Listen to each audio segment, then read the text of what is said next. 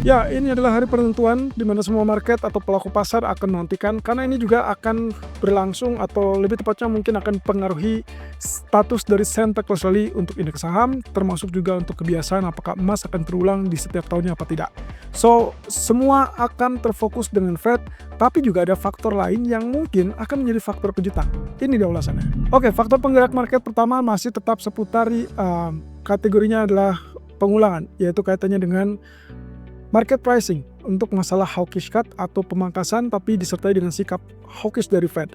Dan rasa-rasanya itu tidak perlu dijelaskan terlalu panjang karena intinya adalah market sampai saat ini khawatir kalau Fed kecenderungannya tidak terlalu antusias untuk memangkas suku bunga lebih lanjut. Nah, sementara yang kedua datang dari geopolitik, lagi-lagi Rusia-Ukraina. Hal ini menjadi penting setelah Trump akhirnya memberikan tenggat waktu terbaru untuk Zelensky atau Ukraina dalam hal ini untuk memberikan respon terkait dengan proposal perdamaian yang sudah diajukan sampai ke deadline hari Natal. Tapi ada kabar baru, yaitu kaitannya dengan Zelensky kemungkinan akan memberikan respon ataupun jawaban kepada Trump malam ini atau di hari Rabu waktu setempat. Kemudian yang ketiga adalah terkait dengan interview putaran akhir, interview dari final stage dari pemilihan ataupun penunjukan ketua Fed yang baru, calon pengganti Powell. Walaupun beberapa waktu lalu kita sudah tahu siapa figur utama yang sedang saat ini memimpin ataupun ya bisa dikategorikan difavoritkan, yaitu Kevin Hassett. Tapi Trump memberikan informasi hari ini dia bersama Scott Bessent akan melakukan interview untuk beberapa orang. Ya, catatannya adalah beberapa orang. Padahal kandidat ataupun calon kandidat pengganti Powell itu ada sekitar 5 orang. Tapi apakah ini menjadi pertanda bahwa tidak semua akan mendapatkan giliran untuk interview? Atau mungkin ada kejutan tambahan yang mungkin sedang disusun oleh Trump?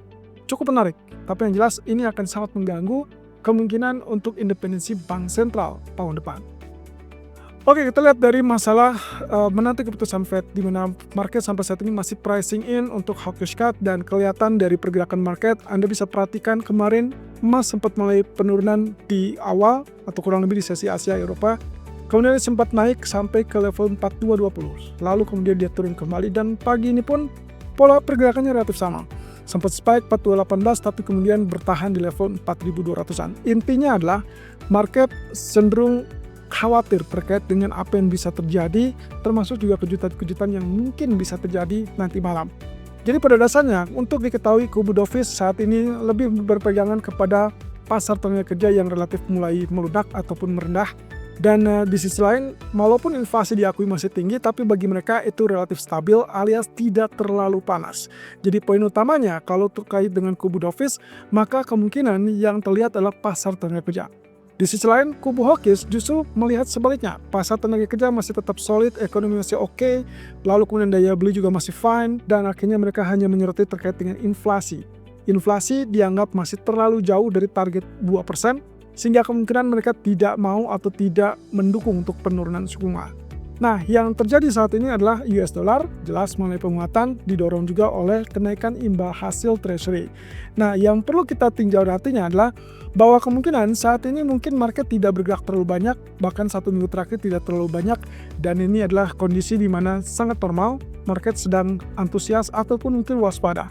Lebih tepatnya mungkin saat ini mereka tidak tahu apa yang harus mereka harapkan karena memang praktis mereka tidak punya petunjuk apapun dari data ekonomi, termasuk non-farm payroll ataupun CPI yang baru akan rilis minggu depan, bukan kemarin.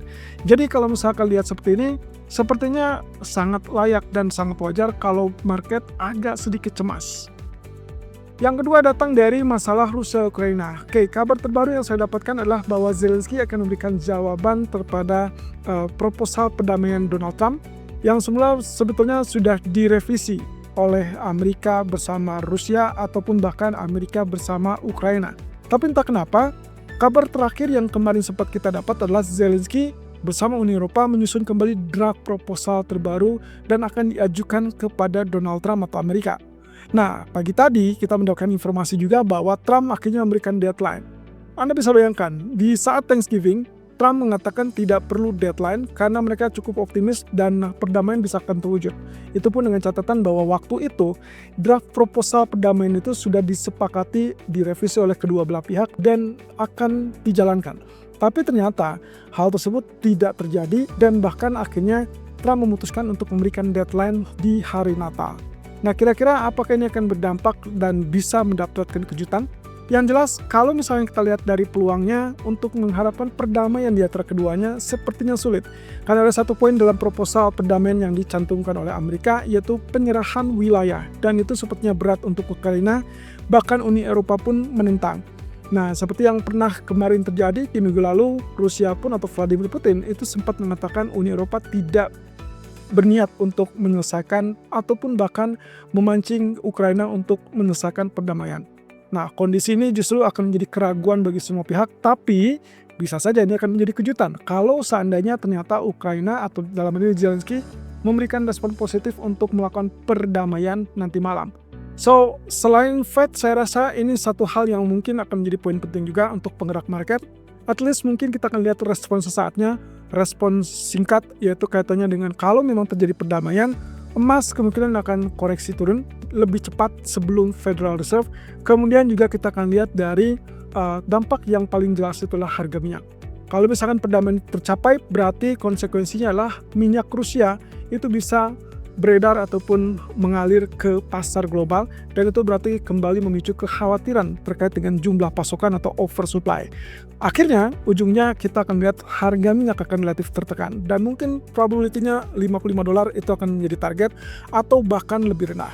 Nah, tapi di sisi lain, ada kemungkinan kalau misalkan ternyata tidak terwujud, dengan artian bahwa Zelensky mengajukan salah satu poin yang mungkin akan dibebani ataupun mungkin menjadi beban bagi perdamaian, maka kemungkinan ini akan anti klimaks. Artinya kita akan lihat dolar akan relatif menguat bersama emas sebagai safe haven, dan kemudian harga minyak juga rasa-rasanya akan mengalami kenaikan. Karena posisi ini berarti memberikan ketidakpastian di status geopolitik ataupun peperangan.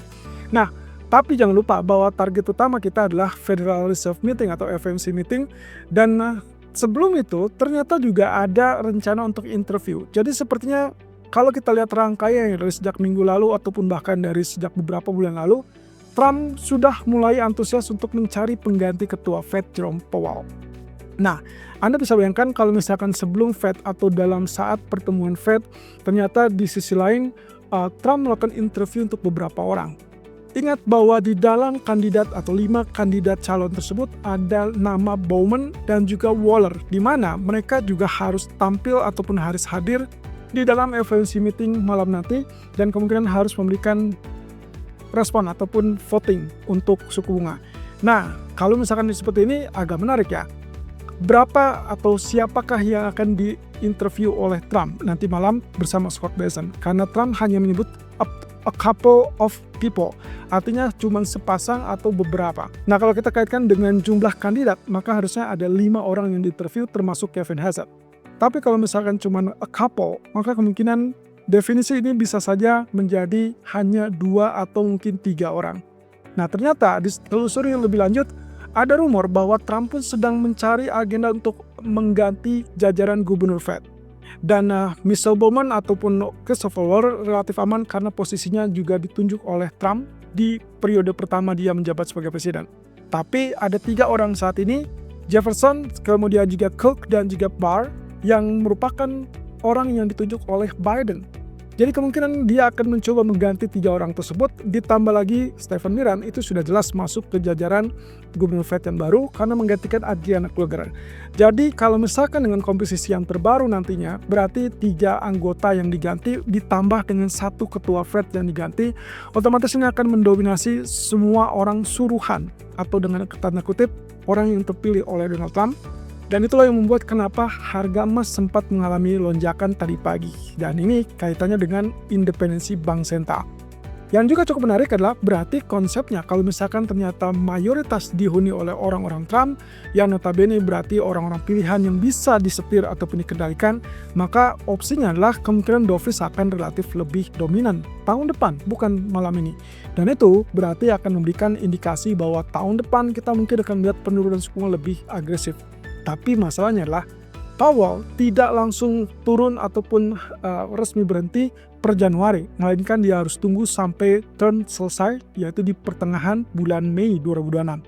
Berarti ada 1 kuartal atau 2 kuartal di mana Powell masih tetap memimpin, dan kita akan lihat bagaimana siasat dari Trump untuk melakukan mungkin semacam intervensi ke dalam kubu Federal Reserve. Nah, tentunya yang final ataupun yang terakhir adalah terkait dengan apa yang akan terjadi pada FOMC nanti malam. Berikut adalah skenario yang mungkin bisa terjadi, dan ingat catatannya adalah kita tidak lagi fokus kepada suku bunga, karena itu sudah hampir bisa dipastikan akan melakukan pemangkasan 25 basis point. So, fokusnya adalah dot plot dan juga pidato Powell. So, ini dia. Dot plot kalau ternyata kita mengacu kepada FOMC September dan tetap mengacu kepada 2 kali pemangkasan suku bunga di tahun 2026, itu berarti akan negatif untuk US dollar. Juga kemungkinan posisinya adalah USD Japanese Yen itu akan mengalami penurunan. Itu berarti Japanese Yen-nya akan relatif kuat. Nah, di sisi lain berarti kita akan melihat kenaikan ataupun lonjakan naik dari emas ataupun indeks saham, dan itulah standar yang memang diharapkan oleh para pelaku pasar terkait dengan efek akhir tahun juga. Lalu kemudian sebaliknya, kalau ternyata hanya 1 kali pemangkasan di 2026 atau bahkan sama sekali tidak ada pemangkasan 2026 karena mungkin kekhawatiran inflasi dan lain-lain, maka kemungkinannya dolar ataupun bahkan yen itu akan relatif mengalami kenaikan. Berarti dalam hal ini berarti yen-nya akan relatif melemah dan USD Japanese Yen akan mengalami kenaikan bersamaan dengan US dollar. Nah, tapi kontradiksinya adalah emas ataupun indeks saham itu akan mengalami tekanan turun.